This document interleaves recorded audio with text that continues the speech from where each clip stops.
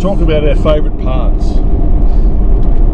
Favourite parts of the trip. So I was trying to work out. So we left on the 14th of July, Sunday. It was a Sunday, and it is now the 13th of August. So effectively a full month, just over 4 weeks. So it'll be 4 weeks and 2 days by the time we get home.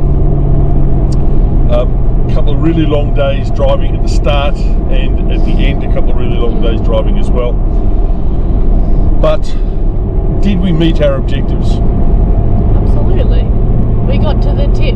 Yeah. And for me it was, I guess, a long time on the list. It was a fair bit of time planning and prepping. I think the impetus, of course, was young Jack, Kim and Paul's son, who is now living up in Townsville.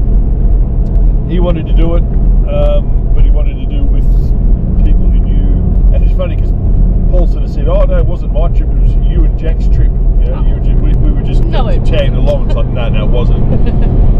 Because obviously it's the sort of thing that Paul wanted to do as well. And then Kimmy came along. Of course, Brucey, he decided. Well, you know, when he heard about it, they sort of ummed and ahed about it, and they managed to work out the time frame with work and all sorts of stuff. So that was an absolute blast having him along. He's on the way back now with young George. They're swagging it away. I think they were in Coffs Harbour last night.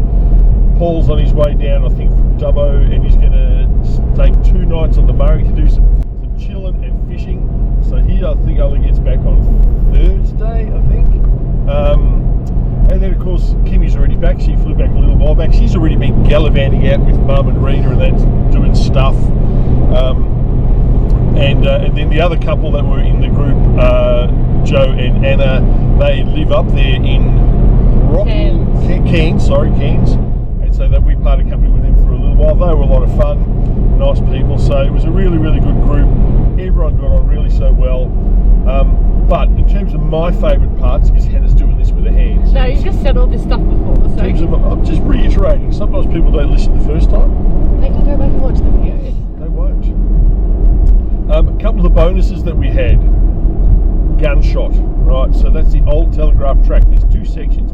South section, the north section, but then there's the bypass of the PDR. So basically the old Teletrack is a straight road. Road. No, it's not a road. It is a conglomerate of tracks, deep crossings, effectively impassable, but because it was designed for the Telegraph rail, they weren't going to go like this for the Telegraph, so they were going to run a straight line. And so that's what it's about. The Peninsula Development Road, the PDR, has been developed since that, and it basically goes around up through the Cape. We only did the south bit. Doing Gunshot was an absolute bonus for me. I didn't commit to doing it initially. I sort of thought I want to see what the track's like and all sorts of stuff. Look at all the variables, the parameters, what could actually go wrong. Lots of stuff. Frenchman's track, we didn't do the whole lot. We got up to the Pasco, saw some cars go through. It just wasn't going to be worth it, and it wasn't the objective. The objective was the tip. Then doing the Bloomfield track, everyone goes, "Oh, the Bloomfield was really tough." It was easy. If it had been wet, it would have been a little bit more challenging, but it was easy. That was good fun. And then seeing the towns like Bamaga, Sacia, and then getting right up to the tip, they were a real blast. You can spend a lot of time up there because there's so much history. There's a really significant amount of history, not just in terms of our European history, but in terms of the war, in terms of the indigenous, in terms of where the people from Sacia come from, which is Saibai Island, which is only 8 k's off the Papua New Guinea island. Really amazing history. I think doing the 3 island cruise, that was a real buzz. So we went to Thursday Island, Horn Island, and then Rocco Island, where we met Nigel. Nigel, whew, geez, he's a character, hey. But that was really, really good fun. And then the other sort of iconic places again, Bramwell Station, Elliott Falls, Fruit Bat Falls, those sort of places were really, really cool. I also really enjoyed Night of the Lion's Den.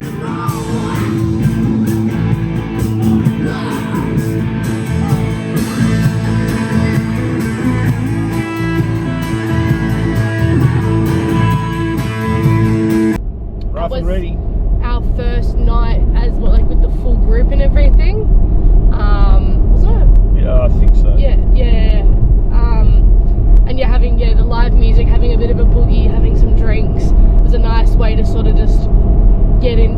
as a group. Yeah, the Waterfalls Fruit Bat Elliot twin, they were really, really fun. Our big peak was when we all jumped in off Elliot. All sort of not one at a time. I think Jacinta and I were the first ones. We were both very, very keen just to jump in, and we'd seen a couple other people do it, so we knew it was obviously relatively safe. I did touch the bottom, but I was unharmed.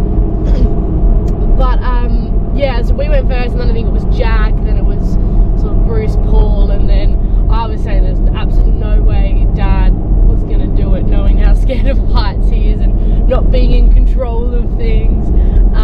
But he did it so that Kimmy would go in, and we all did it. It was really, really cool, that sort of adrenaline, which I love. Yeah! Yeah, get it! And yeah, all doing it as a group, although sort of one at a time, was still really, really fun to be a part of. It was. I know Kimmy was just, there was no way she wanted to do it, but given there was no way she wanted to do it, if she wasn't there, I wouldn't have done it. If I wasn't there, she wouldn't have done it. So I sort of decided, nah, if I do it, I know she has to do it, and I really wanted to see her do it. So even though it took me well out of my comfort zone, I thought, nah, let's just have a crack. And it was good, proud of it. I'm sure she's proud of herself. She was so nervous. I think she took a little bit longer than I did to actually work herself up. And it was a buzz doing it all. Yeah. All of us getting to do it together. I really liked Paul's birthday. That was a fun, the whole day, and then the continuation into the night was really fun. Going to Punson Bay, having the pizza there, having some drinks there, and then going to Loyalty Beach. That was really fun. I really liked the vibe at Loyalty Beach, and Kimmy getting quite buzzed. She was. That was very, very entertaining. Dinner and a show. Yeah, that was really good. And then obviously other sort of highlights, I guess, on the way down was being able to go to Kagari and spend 4 nights there. I think we really got to do some cool stuff and got really lucky with the weather as well. Even when I posted on Instagram of Kagari last night, and I was like, looking at all the photos I had to choose from to put up, I was like, we really did got to see some really, really cool stuff, things we have and haven't seen before. And so many more dingoes. Oh my gosh! It was really, really incredible. So many. Compared to, so we Hannah and I and the other two, Nicholas and Lachlan, have been there twice before this. Melanie only come the first time in 2018, but even with those 2 trips, there was nowhere near as many. We usually saw more than the trips combined. Oh, those absolutely, two probably twice as many as the other 2 trips combined. For Very prevalent there. And dolphins and whales. Oh, that was so many whales. Get sick of them. I know. It literally unintentionally became a whale. Is that oh no, it's a cow. They're land whales. No, that's you. Yeah, no, that was really cool, waking up for the sunrises and stuff. Yeah, the sunsets. Not as much, but sunrise is good. And then stopping off at Byron as well was fun. Yeah, that was. Riding the bikes.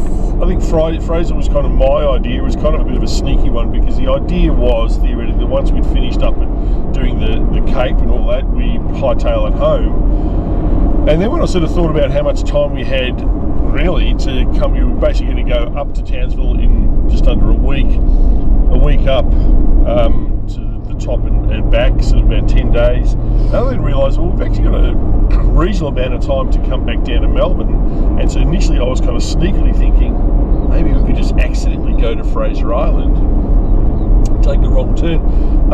And then unfortunately Melanie found out about it. She wasn't too fussed about it. I think she was quite happy for us to do that. But then from there you kind of, going inland isn't that fantastic. Going the coastline is a little bit quicker because the roads are better.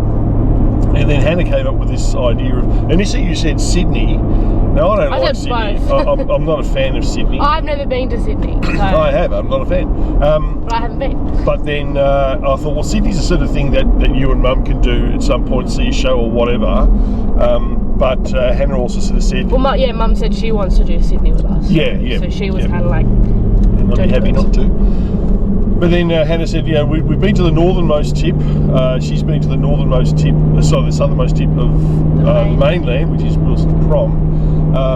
And I'd been to the southernmost tip of Australia, which is I think it's called Cockle Creek, and that's down at in Tasmania, obviously. But and Hannah had been to Byron Bay before, but you have no real memory of it. I was 8. So she sort of wanted to do that again. I think I got a tie-dye top there, and that's all I needed to remember. Yeah, you did too. And I knew I was home.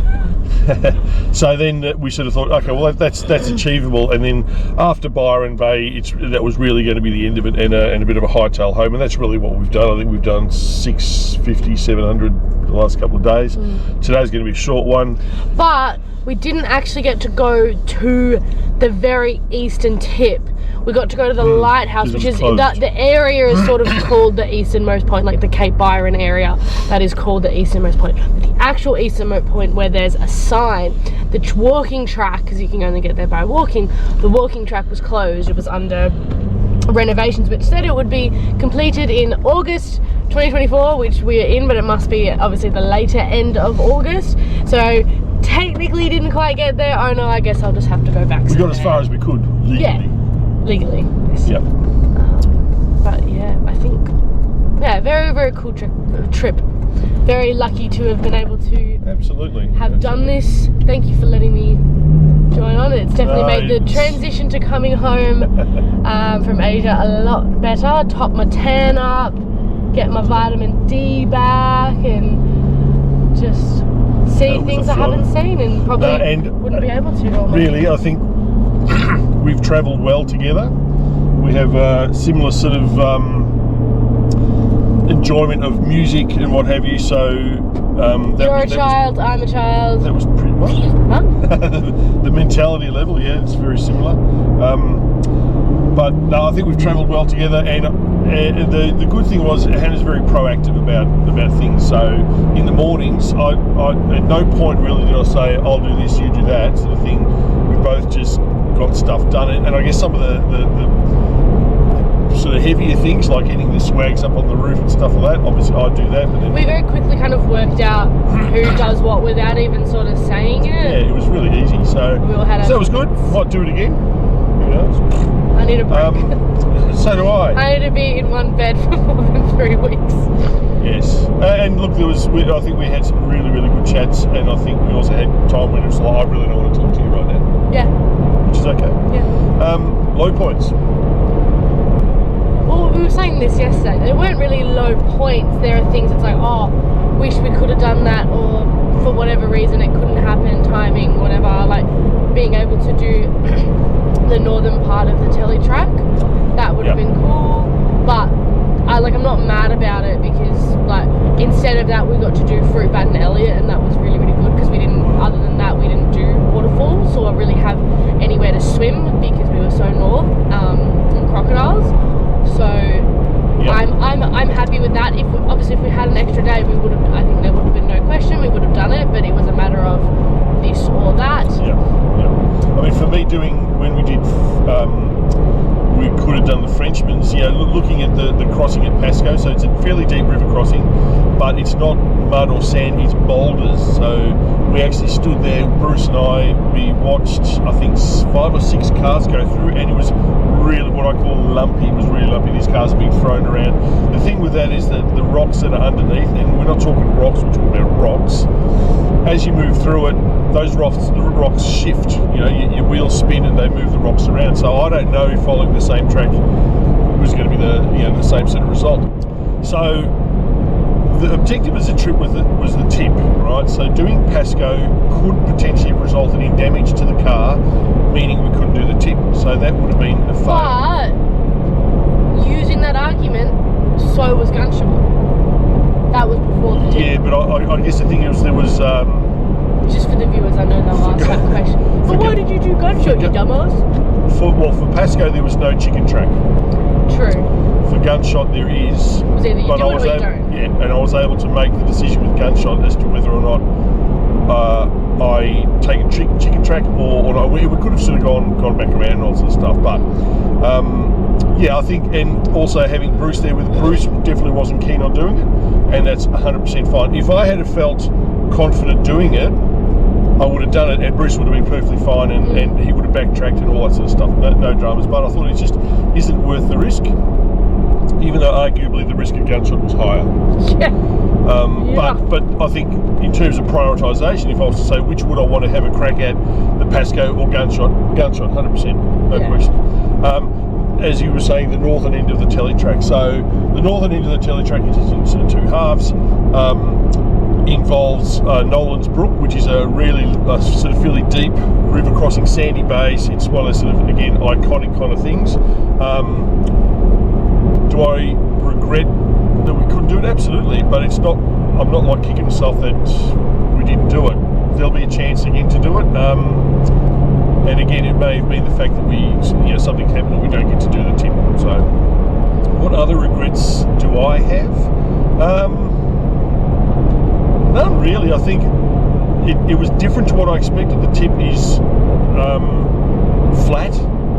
Like that whole Cape York is fairly flat. When you come back into Cairns and when you come into New South Wales, the landscape is like this. We went up yesterday. We were up to 700-800 metres, and we're going up and down in between massive canyons through the roads that goes through hillsides and stuff. Tunnels everywhere. Cape York is flat, much greener than what I expected, much more lush, which I should have expected that because it is kind of it's tropical. It's getting up there. And really, really quite pretty. It's a sort of place, I may have said this before, I'll say it again, you can spend easily a month, 2 up there just exploring things. Really easy place to chill out. Not cheap, because fuel was expensive. It was $2. I think we paid $2.83 somewhere. But it's all relatively close. That said, it's all relatively close, so you don't have to, using a lot of fuel. Lots of restrictions around alcohol. So once you got past the, what's it called, the NPA, the Northern Peninsula. The Jardine as well, the ferry, that's where. Yeah, once you cross the Jardine. NPA, Northern Peninsula area. Yeah, that's where they have huge restrictions on the volume of alcohol you can have, how much you can buy and stuff. So yeah, at one time per person. Yeah, so that was, and literally, if you can't survive on 2 bottles of wine or a slab of premix a day, there's something wrong. Yeah. So, and that's not dissimilar to a lot of places in the Northern Territory as well, where they have those restrictions. Top of West Australia as well, I think they've got those restrictions for lots of reasons, which we won't go into. But what else? I think 4 weeks, was it enough? Was it long enough? I think like an extra couple days would have been nice. I'm not a big fan of staying one night in one place. Even though like arguably some of those places there is nothing to do. But just having to get up every morning, pack everything up, drive for however many hours, get there in the late afternoon, unpack, have some drinks, sort out dinner. I don't know, it got a little bit, we didn't do it all the time, but we didn't have that many non-single night stops. No. So yeah, definitely enjoying those moments where you did have more than one night. Yep. But yeah, I think even extra days, so we could have done the northern part of the telly track. Yeah, and to spend there's a couple of places where you go, it'd be nice to spend a few more days. That said, those places is also typically where you would spend a bit more money. Yeah. Because it was a good vibe. It was, as you said, like the Loyalty Beach, Punts, and there's sort of places where it's a really good vibe, but it's a good vibe because there's a really good bar, there's good food and all sorts of stuff. So it does cost you money. If money was an object, it'd be fine. You'd end up spending a lot more time there. Also, it was so hard being in some of these places where the water is just insane. Like, it's so blue, and you just can't swim. You cannot swim. I think it would be way more tempting to spend more time there, but I think I'd actually go a little bit insane. Not being I struggled just looking at it, and it's like, how do I not go in this water? Oh, I'll probably die. That's right. But it was still quite hard. We saw that in 2008 as well. The number of times you get to various places. We were in Kakadu in Goonellum. It was Goonellum. no, Wangi Creek, Wangi Waterhole, and there was a big sign there saying, don't swim, there's crocs. And at the end of each season, crocs get washed up during the wet season, the rivers rise, all sorts of stuff, and then they have to be removed when the rivers recede and the crocs can't get back out. There was still one there, so they had the big cage there and the bait to try and catch it and relocate it. And they are stunning water pools, they really are. But it's just is the way it is, and that's where a lot of the places around there have got a swimming pool because people want to swim, just not out there. It's just not the same being in a chlorinated pool. It's not. No, it's not. But that's just what it is. It's not going to change anytime soon. Kagari, Lake McKenzie, we swam there. Well, you swam there. You went in, but you did not stay cold. It was very cold. It wasn't one where you kind of get used to it. It just sort of stays cold and you go a little bit numb. But it was so pretty that I just sort of had to suck it up for a bit of it. But that was really nice. And I mean, Eli Creek was as well. Really nice. Yeah, that was nice. It was probably not as cold as I thought it would be. It was actually quite nice. We did that twice before the hordes arrived. Yeah. So, what else? How do you think we ate? We ate reasonably well. Yeah. And I think we have a similar tasty stuff. We can eat plain food, or we can have spicy food. It's fine. So not spicy food. I'm terrible with spicy. Well, not spicy like chili, not hot food. Flavour. But a nice mild curry, nice. So that worked well. I probably like more vegetables and less red meat than you. True. And I like more chicken and vegetables. And you were comfortable at night? Yeah.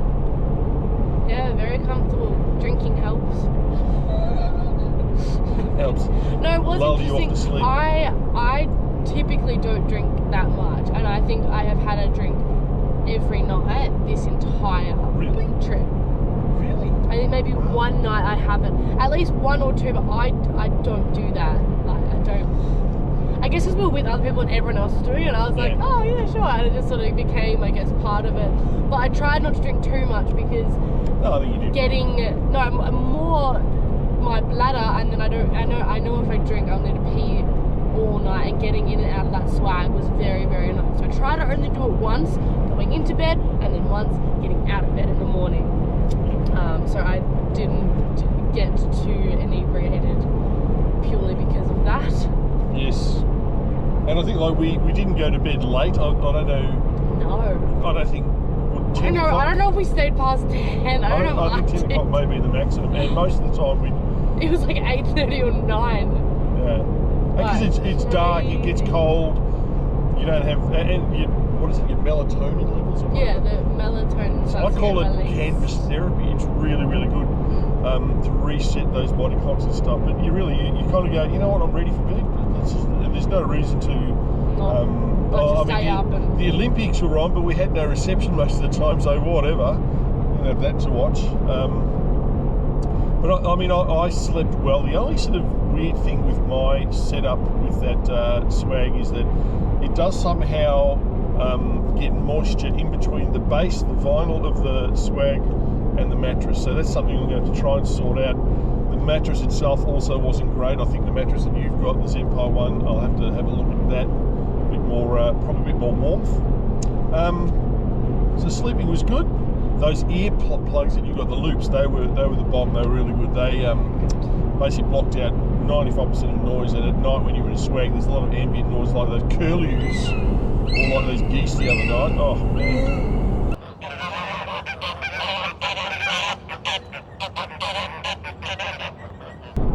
They're annoying, but yeah. So overall, I think.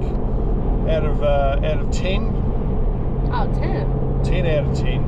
I would have to agree with that. Yeah, I think there's no reason for it not to be a 10. Like, it was so good. Nothing went seriously wrong with anyone's car, anyone's equipment, like nothing. No one got bogged. We reached the goal. We had a really, really good time. I think definitely the best part was that walk to the tip, and then when we got there and we all had a can of beer or whatever, or wine or a little thing, we all like cracked it open and cheers. Like, that was really, really cool.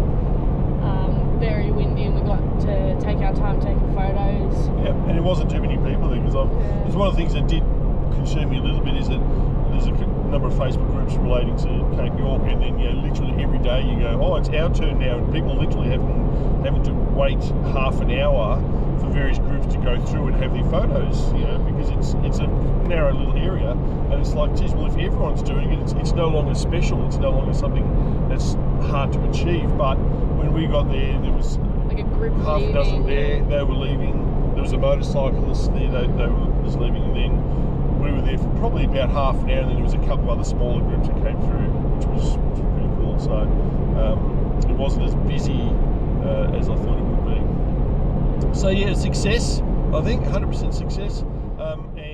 Shanice, Yeah? your mouth is moving a lot like a rat. Yappa, yappa, yappa, yappa. Shut it, please. Righto, 20 minutes from home.